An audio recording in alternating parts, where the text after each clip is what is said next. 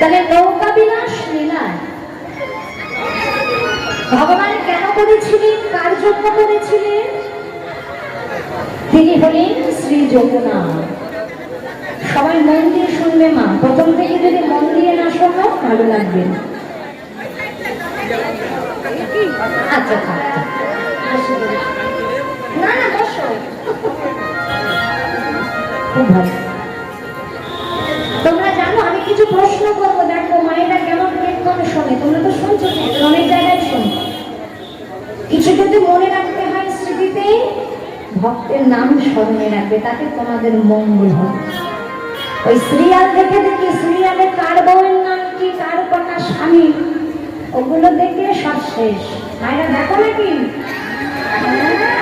দেখি না। কদিন আগে একটা বাড়িতে গান হচ্ছে, 4টের সময় কীর্তন শুরু হয়ে গেছে। এবার কীর্তন শুরু হতে হতে ঠিক 6টা বেজে গেছে, সামনে দুজন মা গুটাগুটি করছে। এই হোম ডেলিভারি শুরু হয়ে গেছে, বলেছো তোমরা দিকে দেখো কি একটা আছে না, হোম ডেলিভারি কি সিরিয়াল আছে একটা, ও তুমিও দেখো। রাধে রাধে, কি মায়েরা, তাহলে হোম ডেলিভারি। আমি তো ভাবলাম কি ব্যাপার, কীর্তন শুনছে বলছে, কানে কানে বলছে ওরে কীর্তন অন্যদিন আমার শুনতে পাবো, ওই এক পর্ব গেলে আর পাবি, সাধনা করলেও পাবি। ওই জন্য বলছি মা, স্মৃতিতে যদি রাখতে হয় ভক্তের নাম স্মরণে। যমুনার মনোবাসনা পূরণের জন্য ভগবানের নৌকা বিলাস লীলাটা করেছেন। এই যে যমুনা, বৃন্দাবনে যিনি যমুনা হয়ে বয়ে যাচ্ছে, যমুনাকে কেন বলা হয়েছিল? পূর্বজন্মে যমুনার নামটা কি ছিল জানো? জানো না? বেশ, এই যমুনার পূর্বজন্মের নাম ছিল বিরজা। আমাদের কমিটির সর্বসর্বা বিশ্বনাথ দাস এনার গানে সন্তুষ্ট হয়ে 500 টাকা বকশিশ দিলেন।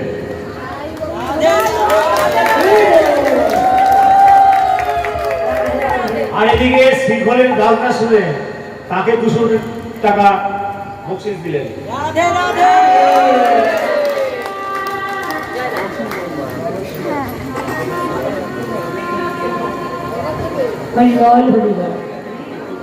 যাই হোক, যিনি দান করেছেন এ জগতের এটা অর্থ।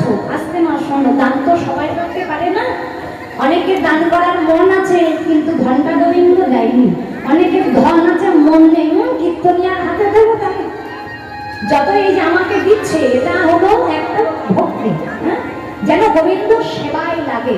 এই আমার হাতে দিলেও বাবা নিবেদন যদি গোবিন্দ চরণে থাকে, এই দানই গোবিন্দ সেবায় লাগবে।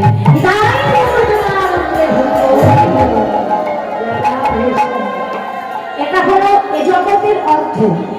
আর ভক্তি দিয়ে যখন দান করা হয়, এই অর্থটাই পরমার্থ হয়ে গোবিন্দ চরণে গিয়ে পৌঁছে যায়। তোমরাও দান করবে, তবে এখন নয়। ওই যে যখন পাড়ের বলি চাইবে ভগবান কৃষ্ণ, ওই যে 1 আনা দাও 2 আনা 16 আনায় থেকে যাবে, তখন তোমরা ভক্তি সহকারে যে যা দান করবে, দান করে তবে ঘরে যাবে। কেমন? এর আগে কেউ উঠবে না। আর একটু কষ্ট করে দেখো, লীলার মধ্যে কত আনন্দ আছে, না শুনলে বোঝা যাবে। হ্যাঁ, তাহলে নৌকা বিলাস লীলা করছেন যমুনার মনোবাসনা পূরণের জন্য, যিনি পূর্বজন্মে তার নাম হলো বিরজা। বিরজাকে বলা হয়েছিল, ভগবান বলেছিলেন যেদিন বিরজার কুণ্ডে গোবিন্দ প্রবেশ করেছিল, সেদিনই কথা দিয়েছেন, বিরজা আজ তোমার মনোবাসনা আমি পূর্ণ করতে পারলাম না। কেননা রাধারানীর কাছে আমি যদি ধরা পড়ে যাই, তাহলে রাধারানীর আমার মান হবে। যার জন্য বলেছিল, এই মুহূর্তে তুমি যমুনা হয়ে বয়ে যাও, আমি সর্প হয়ে তোমার বক্ষে সাঁতার। তাই না? আর রাধারানী অন্তর থেকে দেখেছিল গোবিন্দ সর্প হয়েছে, বিরজা যমুনা হয়েছে। হে গোবিন্দ, তুমি যদি সর্প হও, তাহলে আমাকেও কিছু হতে হবে। কি বলতো, সাপকে কে ধরে? ময়ূর। সঙ্গে সঙ্গে রাধারানীর অঙ্গ থেকে ময়ূর সৃষ্টি হয়েছে। ময়ূর ওই সর্বরূপে কৃষ্ণকে আমার কাছে ধরে আনো। ভগবানকে ধরে আনা হলো। গোবিন্দ বলেছিল, রাধে আমায় ক্ষমা করো, আমি বিরজার মনোবাসনা পূর্ণ করতে পারিনি, তবে প্রতিজ্ঞা করলাম বিরজার মনোবাসনা সেদিন পূর্ণ হবে যেদিন বৃন্দাবনে যমুনা হয়ে বয়ে যাবে, নৌকা বিলাস ছলা করে রাধা রানীকে বামে লয়ে যুগল হয়ে তাকে যুগল চরণ দেব। নিতাই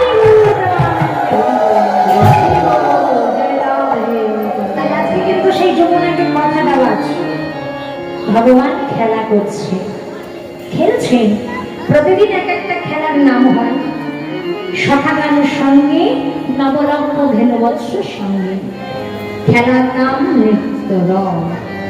সকল রাখালের মধ্যে ভগবান মোহন মুরলী বাজিয়ে নৃত্য করছে।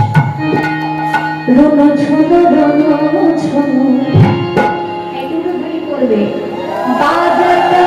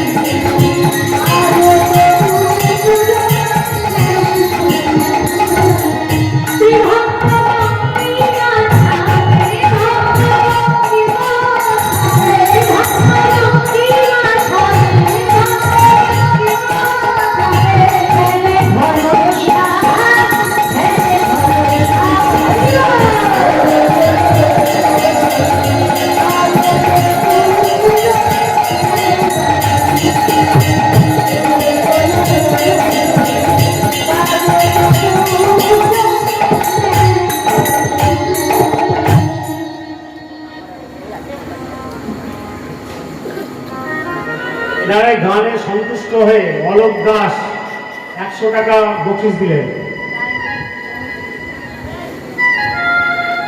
যাই হোক, যারা দান করছে সকলের দান যেন গোবিন্দ সেবায় লেগে যায়। এবার কীর্তনের শেষে আসবে, কেমন? সকলে দান করবে।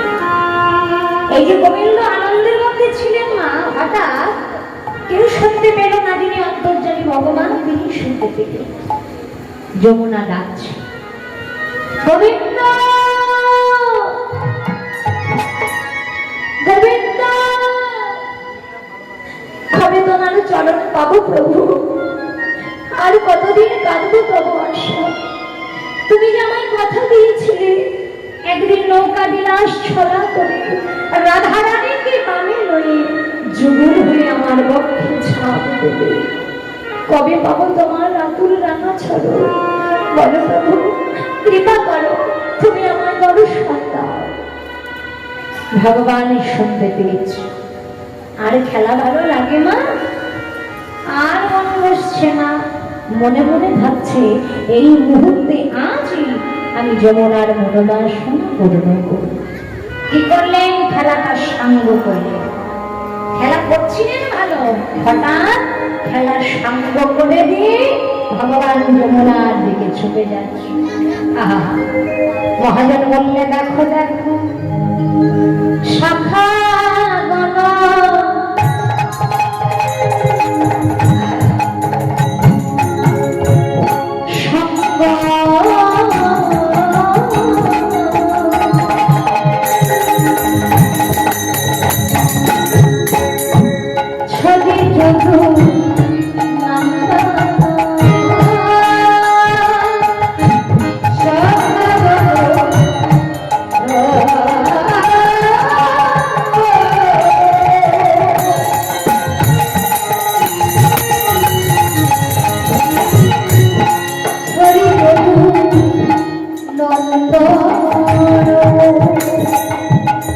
চলো কবি রাজা রে,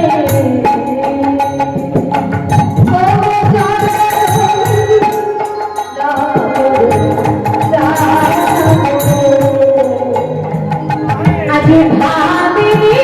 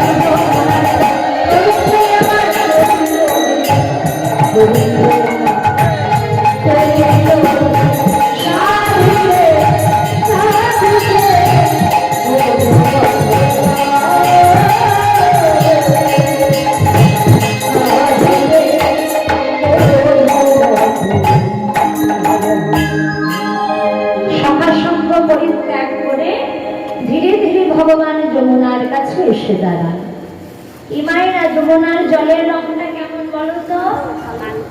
কালো। বেশ। আর গোবিন্দের রঙের রং তাও কালো। এবার কালো কালো এক জায়গায় যেই মাত্র গোবিন্দ যমুনার কাছে এসে দাঁড়ালো, গোবিন্দ তো নিজের অঙ্গে বর্ণ, এটা ভগবান নিজে কখনো রূপ দর্শন তার সাথে এগুলো বোঝেই না। ওই রূপ দেখে বিশাখা পাগল, মানে জগতের সকলেই পাগল হয়েছে। গোবিন্দ নিজেই বোঝে না আমার মধ্যে কি শক্তি, যা দেখে ভক্তরা পাগল হয়ে যায়। আজকে যেই যমুনার কাছে এসে দাঁড়িয়েছে মা, গোবিন্দের রূপের ছায়াটা যমুনার জলে পড়েছে। এতদিন তো দেখেনি, সঙ্গে সঙ্গে নিজের রূপ নিজে দর্শন করে যমুনাকে বলে ও যমুনা, ও যমুনা, কত প্রেম। আমি এত সুন্দর কবে হলাম, আমি এত সুন্দর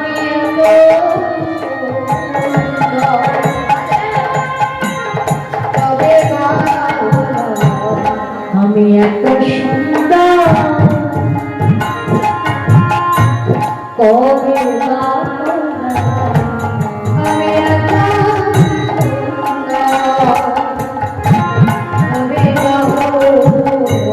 বলছি সূর্যের কিরণ জলে পড়েছি, জল তো চকচক করছে, চিকচিক করে না। তা গোবিন্দের যে কালো রং, তা তো জলের মধ্যে বোঝা যাবে না যে কালো কি না। বলে সবাই আমার কালো, কিন্তু এত সুন্দর আমি কবে সবাই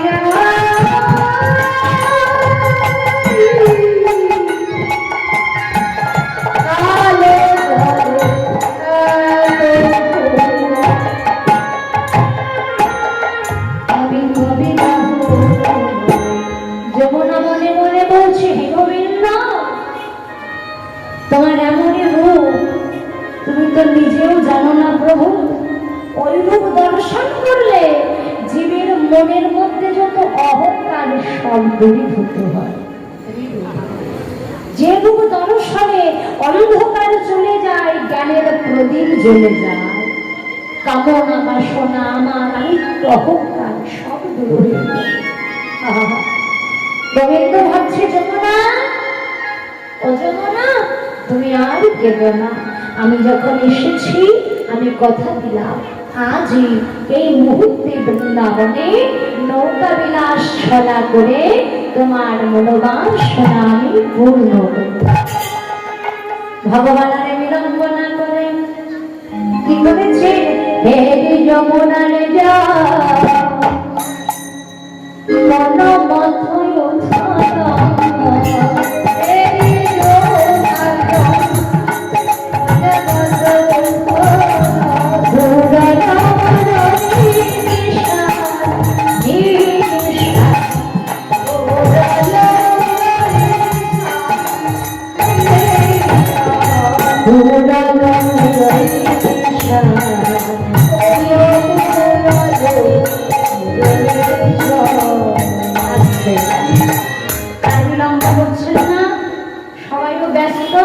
গোবিন্দেরও আর বিলম্ব সহ্য হচ্ছে না, তিনিও খুব ব্যস্ত, তাই না? কতক্ষণে ভক্তের মনোবাসনা পূর্ণ করা। তাই তো তোমায় যে কথা দিয়েছিলাম নৌকা বিলাস ছলা করবো, তাই না? তাহলে সবার আগে আমাদের কি আনতে হবে বাবা? নৌকা আনতে হবে। তোমাদের এদিকে নৌকা আছে? আছে? নদীও আছে তাহলে? আচ্ছা, আর এখানে নৌকা নেই? এত নৌকা বসে আছে দেহ নৌকা। ইকমা অন্তরঙ্গ হতে হবে, তাই না? দেহ তরি বাইবে কেমন করে, এই দেহটাও নৌকার সম। এই দেহ নৌকাকেই সাজাতে বলছে। গোবিন্দ কি করলেন? সদ্গুরুচরণ আশ্রয় করে গুরুচরণে হিয়ায় ধরে ভগবান ভালো করে দেহ নৌকা চির চির তরি খান প্রবল মুকুতায়ন মাঝে মাঝে হীরা গাছুনে মাঝে মাঝে হীরা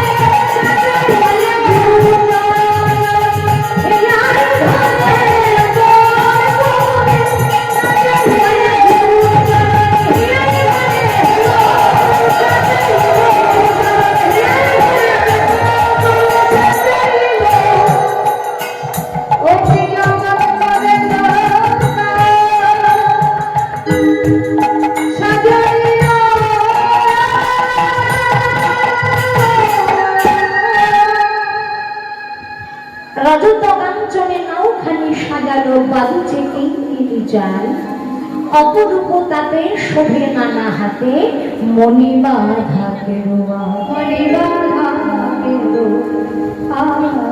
কি গো ঘুম পাচ্ছে দু একজনের কি হলো? ওই দেখো জেগে উঠেছে যে বলেছে কি গো মা ঘুম ঘুম লাগছে নাকি? কারোর চোখে নেই, একজন দুজনকে দেখেছি।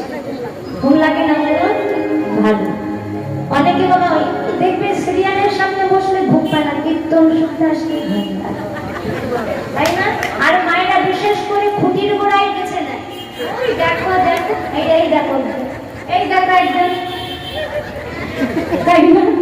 কোনো বাবা দাদারা খুঁটির গোড়ায় আছে দেখো, ভালোবাসে তো, কিন্তু ভালো কীর্তন যতটুকু শুনলে একটু দেখে যদি শুনতে হবে, ঘুমিয়ে পড়লে সব গেল, তাই না?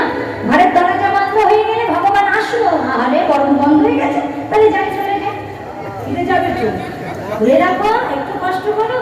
হ্যাঁ, এখানে তো একটা ভক্তির উপায় না, কীর্তনের দ্বারাই তো শ্রবণের দ্বারা আমরা ভগবানকে পেতে যাচ্ছি। ঠিক এমনি ভাবে অনেকে আছে ঘুমিয়ে পড়ে।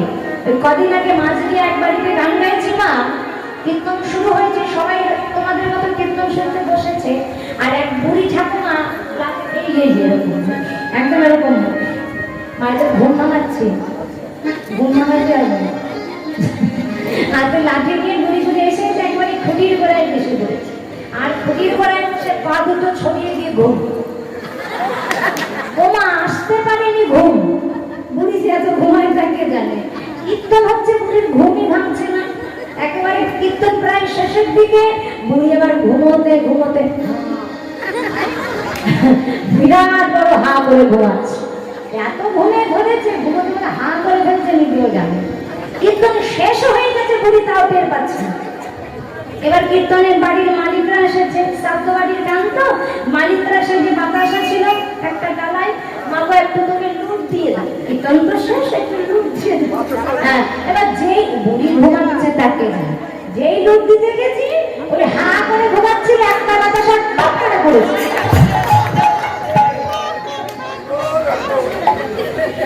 মুখের মধ্যে টপ করে গিয়ে পড়েছে। মা বুড়ি ঘুমিয়ে ঘুমিয়ে টপ করে গিলে খেয়ে ফেলেছে, না ঘুম পাচ্ছে না, দাঁত নাই তো, গিলে নিয়েছে, বুড়িদের দাঁত থাকে, বয়স হয়ে গেছে না, ওমা গিলে ফেলেছে। এবার রসটাই কমে গেছে, তো বলো তো বাতাসা রসটি টক নাকি ঝাল? বাবা ওই এইখানে যে পৌঁছে গেছে, ঘুমিয়ে ঘুমিয়ে বলছে কীর্তন কি এত মিষ্টি, এত জানতাম না এত মিষ্টি। ঘুমায়, তাও ঘুমায়। পাশে আর এক বুড়ি খোঁচা দেয়, 3 ঘন্টা জেগে জেগে বসে বসে এত কষ্ট করে কীর্তন শুনলাম, এখন আমি বুঝতে পারলাম না কীর্তনের স্বাদ মিষ্টি না টক, তুমি ঘুমিয়ে ঘুমিয়ে বুঝে গেছো?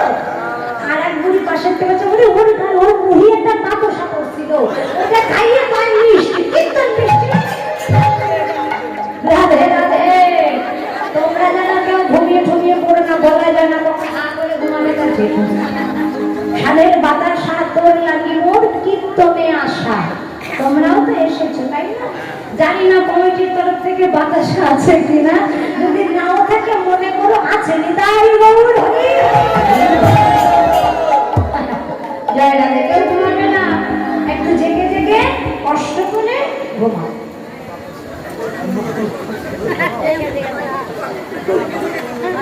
বুঝলে না? জেগে জেগে কষ্ট করে জাগতে বলছি তো, আবার ঘুমাতেও বলছি। জয় রাধে। যাও, দু একজনের ঘুম পেয়েছিল, ভেঙে গেছে, আর এরা ভয় আর ঘুমাবে না। ওরে বাবা, বলা যায় যদি মহির মধ্যে একটা বাতাসা ডুবে যায়। সবার কাছে অনুরোধ, সত্যি সত্যি এত রাত পর্যন্ত কেউ এমন জেগে কীর্তন শোনে না, 9টা 9:30 বেজে গেলে আসলে ফাঁকা হয়। কিন্তু এখানকার মায়েরা এত ভক্তিমতী, আমার দাদা ভাইরা, তোমাদের কথা বলছি, খুব ভালো লাগে। কষ্ট না করলে কখনো কৃষ্ণ মেলে না। গোবিন্দচরণ পাওয়া মুখের কথা নয়, তাকে কিছু দিতে হয়, তবেই তো তিনি আমাদের কিছু দিবেন। গোবিন্দ ভালো করে নৌকাটা সাজিয়ে নিল, মনে মনে ভাবছে রাধারানী তো কৃষ্ণ বাড়ির ঘরে আছে, এখান থেকে আমি যে আজকে রাধারানীকে স্মরণ করব, আমাদের প্রেমের সংকেত হলো রাধা গোবিন্দের প্রেমের সংকেত।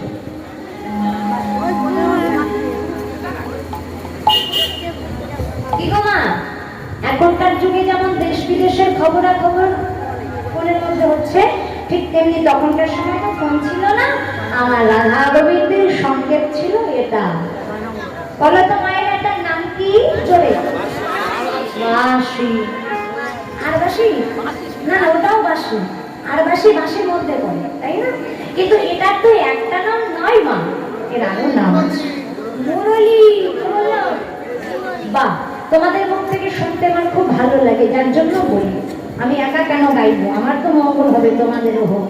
একটা হলো বাঁশি, আর একটা নাম মুরলী, আর একটা আছে, মোট তিনটে। এর নাম হলো তিনটি, এক বাঁশি, দুই মুরলী, আর একটা কি? বাঁশি। আর একটা হলো বেনু। কটা হলো মা? বলো তো কি কি? হ্যাঁ, বাঁশি, মুরলী, বেনু। কাদের জন্য কি বাজে? বাঁশি বাজে রাধার জন্য, মুরলী বাজে ব্রজ গোপীদের জন্য, বেনু বাজে ধেনু বৎসে। তাহলে চিন্তা করে বলো দেখি, এখন কি বাজবে? এখন বাঁশি বাজবে কেন? রাধা রানীর জন্য। বা কত মন দিয়ে শুনছে গো। তাহলে বৃন্দাবনে আজও বাঁশি বাজে, বাঁশি বাজে একই তানে, যার যেমন গান সে তেমন শুনে। গোবিন্দ আমার বংশধ্বনি করছে রাধা বলে, তোরা একটু উলুধ্বনি জয়।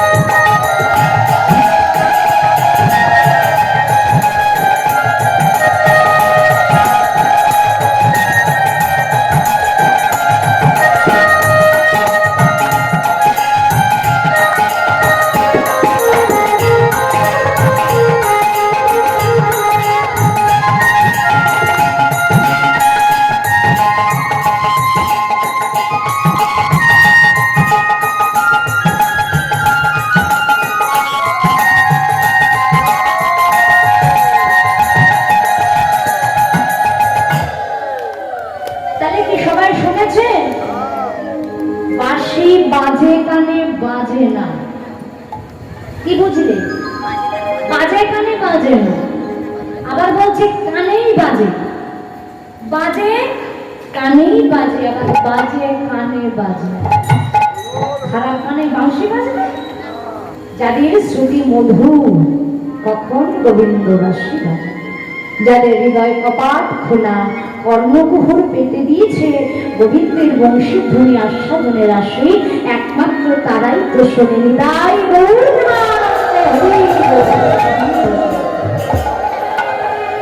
গোবিন্দ তো বংশীধ্বনি করেছে মা। এই বংশীধ্বনি পৌঁছে গেছে কৃষ্ণবাদীর ঘরে রাধারানীর শ্রুতি। যেই শুনেছি রাধারানী বড় উতলা হল। ললিতা, বিশাখা, কই দেখ তোমার মধু বাঁশি বাজায়।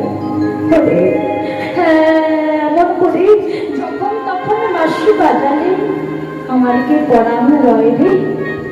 সে কি জানে না আমি বাড়ির ঘরে বসে? আহা, রাধারানী কিন্তু বাঁশির প্রতি আক্ষেপ করতেন। বাঁশি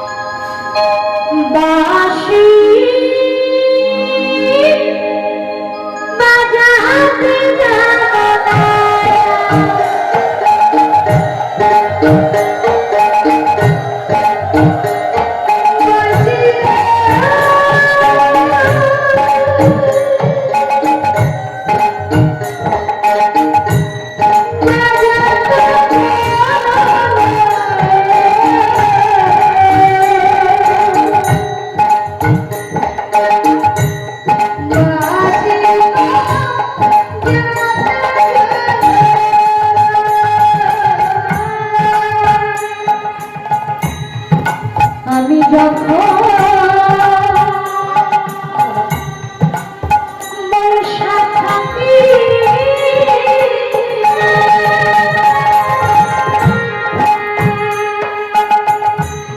ওই গুরুজনের মাঝে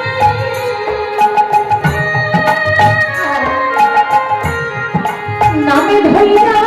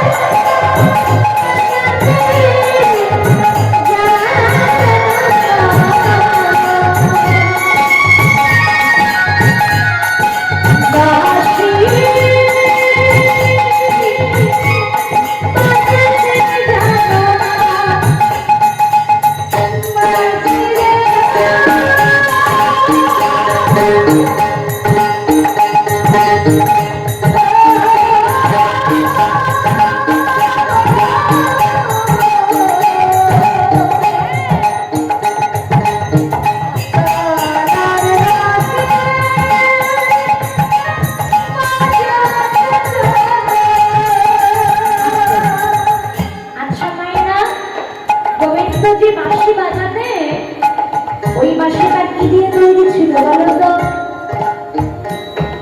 গোবিন্দের হাতে যে বাঁশি বাজতো ওটা কিসের তৈরি ছিল? বাঁশের বাঁশি। মনে নেই? সত্যযুগে দেবগুরু বৃহস্পতি যজ্ঞ করেছিলেন, তাই না? ওই যজ্ঞের ভস্ম থেকে 25 পর্বের একটা বাঁশের সৃষ্টি হয়েছে। এক একটা পর্ব দিয়ে এক এক যন্ত্রে দেবতার হাতের যন্ত্র, সর্বশেষ একটা পর্ব সেটাকে গোবিন্দের হাতের বাঁশি। তাহলে বাঁশের বাঁশি। এখন তো ডিজিটাল যুগ হয়ে গেছে, এক একজন মানে আমরা কারোর একটু টাকা পয়সা বেশি, কেউ সোনার বাঁশি করেছে, তাই না? কিন্তু গোবিন্দ বাঁশের বাঁশি। ওরে বাঁশি, যদি আমি জানতাম তুই কোন ঝাড়ের বাঁশ থেকে তৈরি হয়েছিলি, একেবারে ঝালে মুড়ে মুখে যমুনার জলে ভাসি কমে বাঝালে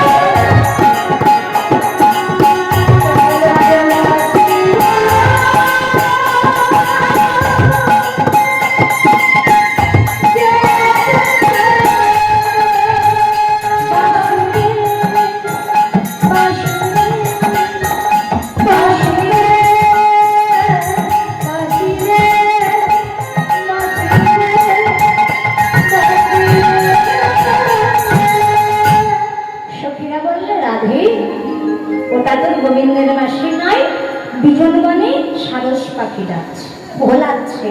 রাধারানী বললেন, আরে ললিতা, ওটাই হলো আমার গোবিন্দের বাঁশি। কেন? ওই বংশীর ধ্বনি একমাত্র রাধারানী শুনতে। ওটা তো রাধার নামের সাধা বাঁশি। গোবিন্দ যদি চেষ্টাও করতো কোনো সময় বাঁশি ললিতা বলে বাজো, বাজে না। বিশাখা বলে বাজো, বাজেনি। যখনই বলে রাধা বলে বাজো, একমাত্র সেই সময় বাঁশি বাজে। কেমন? তাই বলে রাধা নামের সাধা আবাস। গোবিন্দ বংশীধ্বনি করছেন, স্মরণ করছেন যোগমায়াকে, মাগো যেমন করে হোক তুমি আমার রাধা রানীকে আমার সন্নিকটে এনে দাও। কেন? রাধা রানী বিনা আমি তো যুগল হতে পারবো না। তাই কৃষ্ণ লীলার সহায়কারিণী পূর্ণমাস যোগমায়াকে স্মরণ করেছি। যোগমায়া কে মা? যোগমায়া মা দুর্গা। মা দুর্গার আর এক নাম যোগমায়া, আরো নাম আছে কাত্যায়নী, পার্বতী। এগুলো মায়ের এক একটা রূপ। আচ্ছা, তোমরা তো অনেক কীর্তন শুনেছো না? লক্ষ্য করে দেখবে ভগবান শ্রীকৃষ্ণের যে লীলাটা হয়, এই যে এখন যেমন কৃষ্ণ লীলা হচ্ছে, প্রত্যেকটা কৃষ্ণ লীলার মধ্যে যোগমায়ার কৃপা আছে। যে লীলাতে দেখবে কৃষ্ণ লীলার মধ্যে যোগমায়ের কৃপা হচ্ছে না, সেই লীলাটা কিন্তু অসম্পূর্ণ। এজন্য সবসময় লক্ষ্য করে দেখতে বসে। এমন কোন লীলা নেই যেখানে ভগবানের জন্য মা যোগমায়া কৃপা করেন। কৃষ্ণ কেন করেছে? যোগমায়ের কেন কৃপা হয় লীলার মধ্যে? একটা মন্দির সময় ছোট্ট করে বলছি, সবসময় বলে ওঠা হয় না। যেমন ত্রেতা যুগে রাম অবতারে রাবণ সীতাকে হরণ করে নিয়ে গেছে, তাই তো? লঙ্কায় নিয়ে গেছে সীতা হরণ করে। এবার সীতার জন্য পাগলের মতো রামচন্দ্র বসে বসে কাঁদছে। রামচন্দ্র মানে ভগবান কাঁদছে, কৈলাসবাসী পার্বতী মা সইতে পারছে। ভোলানাথকে বলছে, ভোলানাথ প্রভু গো, মা সীতা হরণ হয়েছে, হাত সীতাবিহীন প্রভু কেমন উপাদা, কেঁদে কেঁদে আকুল। এহেন সময় যদি মা সীতার রূপ নিয়ে ক্ষণিকের জন্য প্রভুকে একটু সুখ দিতে পারতাম, তাহলে আমার দুঃখটা, মনের দুঃখটা দূর হতো।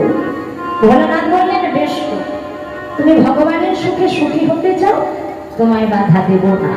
সঙ্গে সঙ্গে ভোলানাথের কৃপা নিয়ে মা পার্বতী মা সীতার রূপ নিয়েছে। মা সীতা যেমন দেখতে সীতার রূপটা ধারণ করে সীতার মতো সেজে গুজে রামের সামনে দাঁড়িয়েছে। এক পা দুপা করে সামনে দাঁড়িয়ে ডাক দিয়েছে, প্রভু ও প্রভু, এই তো আমি সীতা এসেছি। কাঁদছো কেন? আমি সীতা তোমার কাছে এসে আর কেঁদো না। ভগবান রাম তাকিয়ে দেখছে সীতা দাঁড়িয়ে আছে। হঠাৎ করে ভাবলো, সীতা এলো কোথা থেকে? রাবণ তো সীতাকে হরণ করে লঙ্কায় নিয়ে গেছে। প্রথমে কিছুক্ষণের জন্য একটুটুকু সুখ পেল, সীতা এসেছে, সীতা এসেছে, এই যে সুখ। কিন্তু চিন্তা করে দেখছি সীতা তো লঙ্কা রাজ্যে। কেউ না জানলেও আমি তো জানি, সীতা একবার যখন লঙ্কায় গেছে, আমি যতক্ষণে সীতা উদ্ধার না করবো সীতা ফিরবে না অযোধ্যায়। তাহলে যে আমার সামনে দাঁড়িয়েছে কে? মা সীতা রূপ নিয়ে দাঁড়িয়েছে কে? তাকে যদি চিনতে হয়, জানতে হয়, দু নয়ন দিয়ে তাকে দেখা যাবে না, দিব্য দৃষ্টি খুলে দিবে। মনে আছে ব্রহ্মা দেখেছিলেন ভগবানকে দিব্য নয়নে, ওটা দিয়ে চিনতে হয়। যেই দিব্য দৃষ্টি খুলে তাকিয়ে আছে সীতার দিকে, ধরা পড়ে গেল। কেন? মা সীতার নয়ন কটা? দুটো, দুটো চোখ ছিল মা সীতার, কিন্তু মা দুর্গার নয়ন কটা? যেই দিব্য দৃষ্টি দিয়েছে, তাকিয়ে দেখছি যে সীতা হয়ে আছে, সীতার কপালে একটা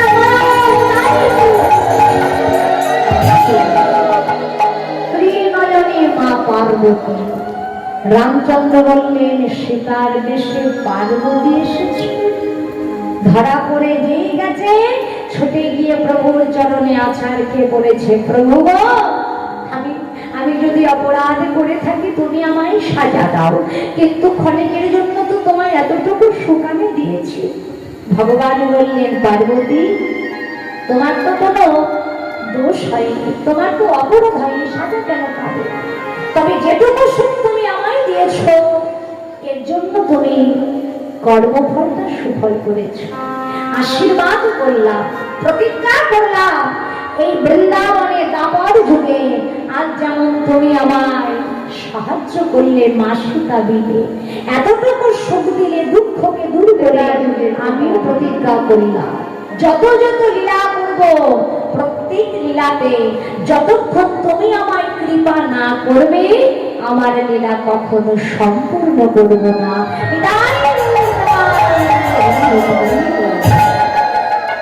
মনে রাখবে কেমন?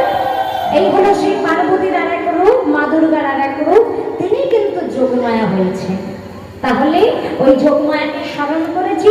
ভগবান বললে মা ওই যে কথা দিয়েছিলাম না, তুমি কৃপা না করলে লীলা সম্পূর্ণ হবে না, তাই তুমি কৃপা করে আমার রাধা রানী এনে দাও। সঙ্গে সঙ্গে যোগমায়া বড়াই বসলেন। বড়াই বুড়ি যেন এরকম বয়স, পুরো হয়ে গেছে, কিন্তু রাধা গোবিন্দের যুগল দেখতে বড় ভালোবাসে। মনে মনে ভাবছে ছলনা করে যদি রাধারানীকে কৃষ্ণের বামে এনে দিই তাহলে তো রাধা গোবিন্দের যুগল দেখা হবে, তাই না? সঙ্গে সঙ্গে বড়াই বুড়ির বেশ ধারণ করে যাচ্ছেন গোয়ালা পাড়ার ভেতরে দিয়ে। কেমন ভাবে কে যাবি কে যাবি পাড়ায়, ডাকে উচ্চস্বরে রুধাই কে যাবি কে যাবি পাড়ায়, ডাকে উচ্চস্বরে দধি দুগ্ধ সাজায়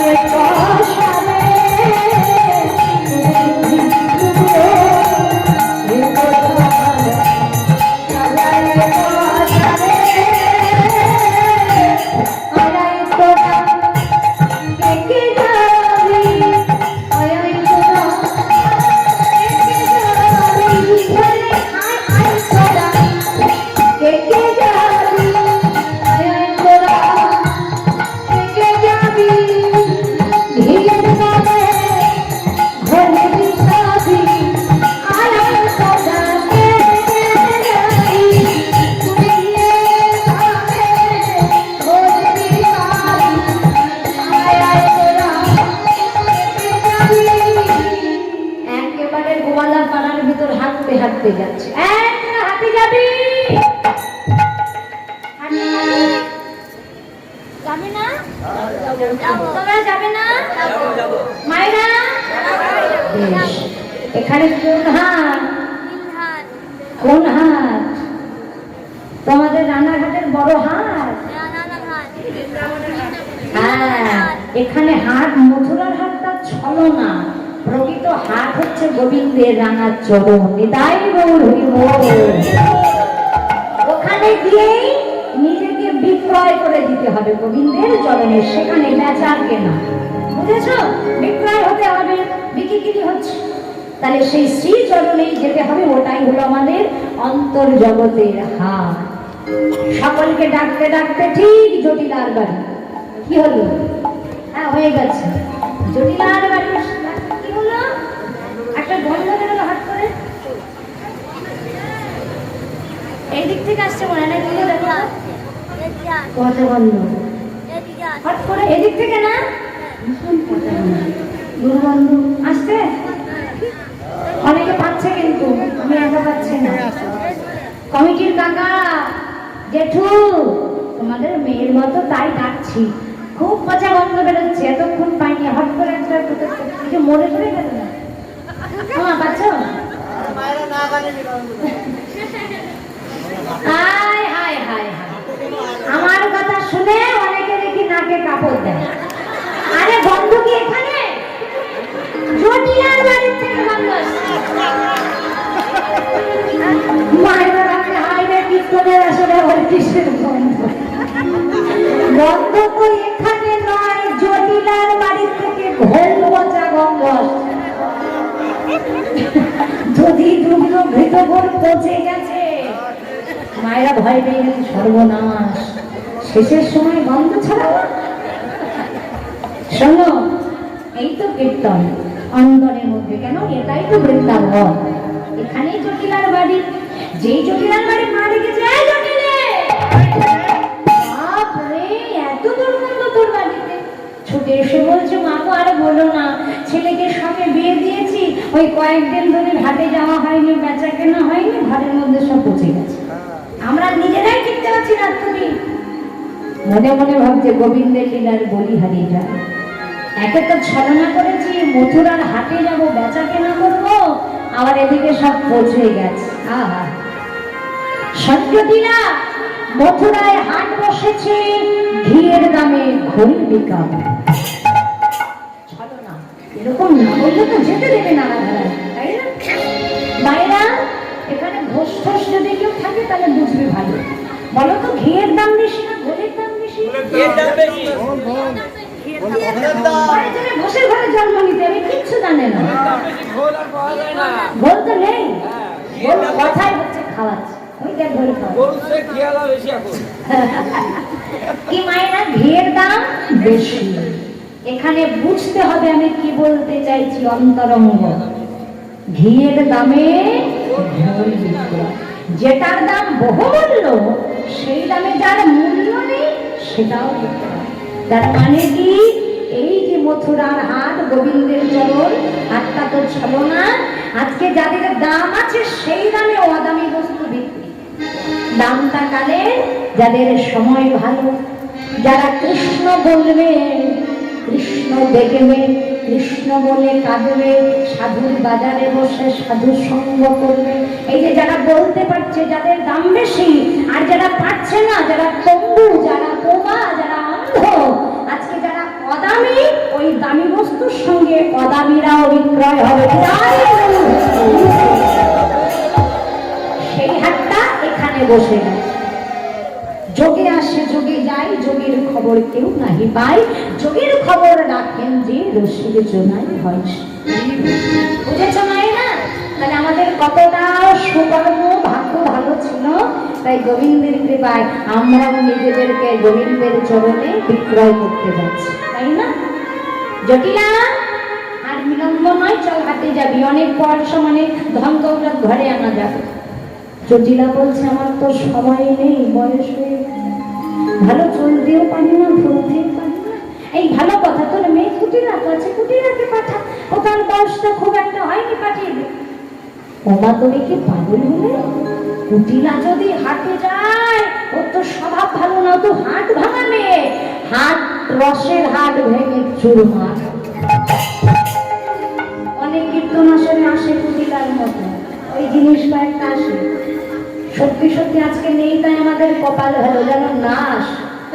ওই জন্য হাটটা আজকে ভালো জমেছে, তাই না মা?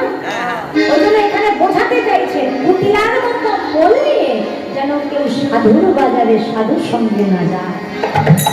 এক কুটিলার প্রবেশে হাটটা ভেঙে যেতে পারে, তাই বললে আগে থেকে মা কুটিলাকে নিও না, হাট ভেঙে যাবে। তোর ছেলে আয়ানকে পাঠা, ওই আয়ান যাবে, তো সময় আছে, দিন না ছেলে আমাকে রাখছে। তোদের কারোর সময় নেই, তাহলে শোন, বলিতে না এমন কথা, এমন কথা, তবুও বলি শোন, তবুও বলি শোন। ওরে জটিলা, জটিলা রে,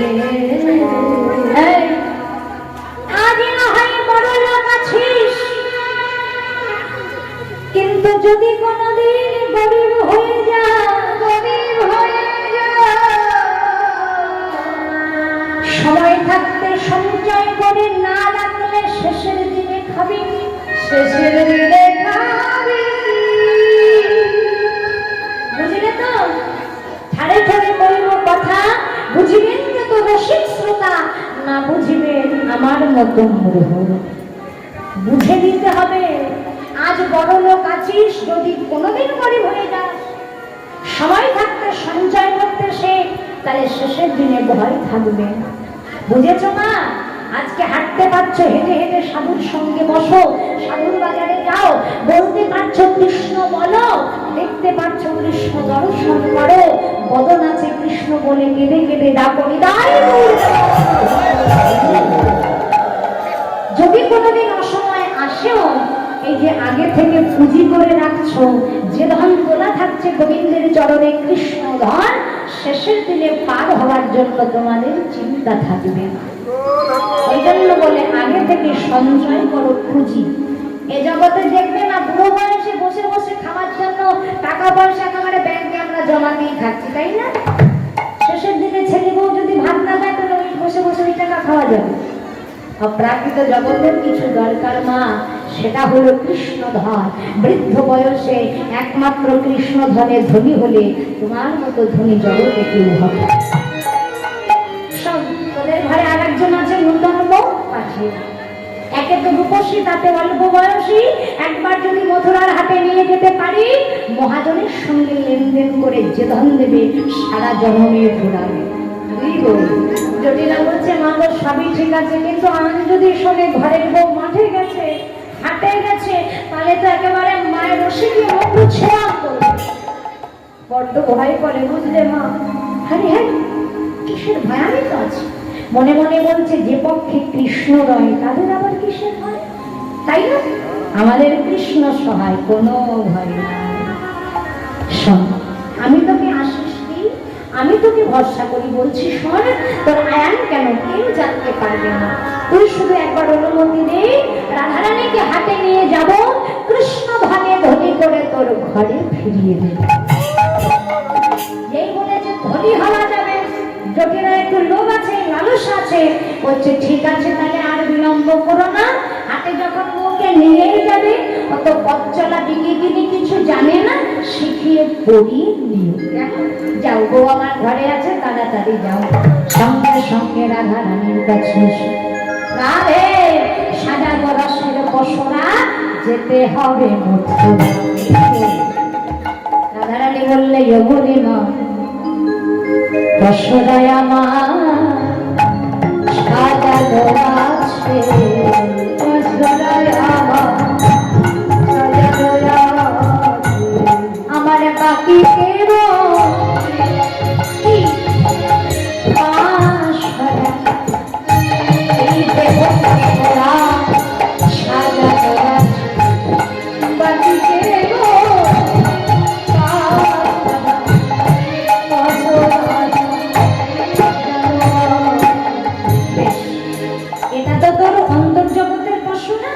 কৃষ্ণবাদীদের ভোলাতে গেলে সাজা গরু রসের ও মানে গাভী। যার যার বাড়িতে গরু আছে তারা জানে গরুর রসে কি কি হয়। গরু দুধে বলো, দধি, দুগ্ধ, ঘৃত, ঘোল, ছানা, মাখন, ভুলে গেলে? এরা তো কৃষ্ণবাদী, এরা বলে বুঝবে না, তাই এদেরকে ভোলানোর জন্য মাথায় একটা পশরার দল, তবে এরা বুঝবে আমরা হাটে বেচা কেনা করতে যাচ্ছি। রাধারানী বুড়ি মারে কৃপা নিয়ে দধি দুগ্ধ ঘৃত ঘোলের পশরা সাজালে। চলো সবাই মিলে দধি দুগ্ধ ঘৃত ঘোলে সাজালে পশরা,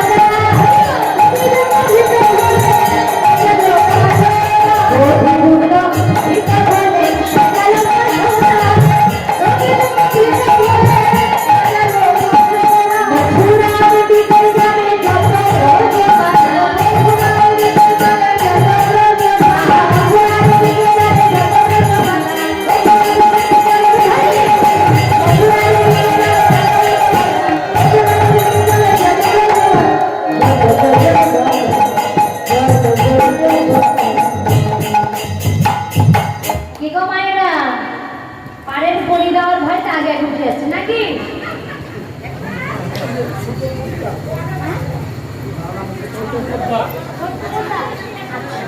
এই দেখো পাড়ের পরে আগে থেকেই চলে আসছে সব।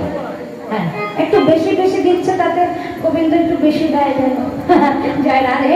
ছোট্ট পোদ্দার আমার এক কৃষ্ণ ভক্ত ভাই প্রথমেই পাড়ের করে 100 টাকা দান করলে এই করি নিয়ে যেন গোবিন্দ পার করে দেয়নি। তাই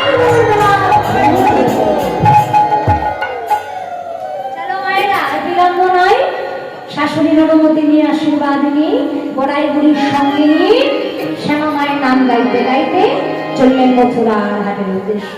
পেছন থেকে বড়াই বুড়ি বলে, ভুল করে যেন কৃষ্ণ নাম গাইবে না, গাইতে যদি হয় শ্যামা মায়ের নাম কর। মায়েরা, তোমাদের মনে হয় রাধারানী কোনোদিন শ্যামা মায়ের নাম গাইবে? কি গাই বলো তো? ওই দেখো বলছে, বলো শ্যামা মা, শ্যামা মা, শ্যামা মার নাম, শ্যামা মার, শ্যামা মার, শ্যামা মার নাম।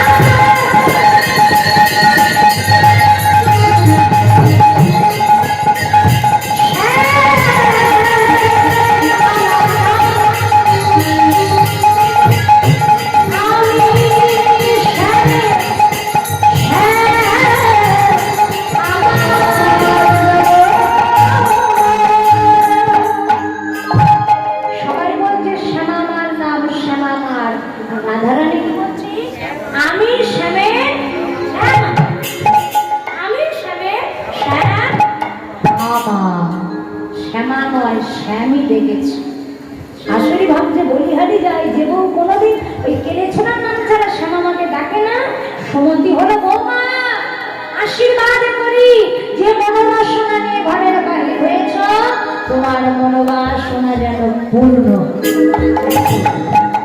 বুঝলেন? এই কলিযুগে শাশুড়ির অনুমতি যদি কোনো বৌমা পায়, বাবা তার কপাল করে যায়, তাই না? কজন পাইল? আর যে ঘরে আছে সে ঘরটা একেবারে সোনার সংসার। এটা যেন ঘরে ঘরে হয়, কেননা রাধারানীকে কখনো ভালোবাসতো না যেতে।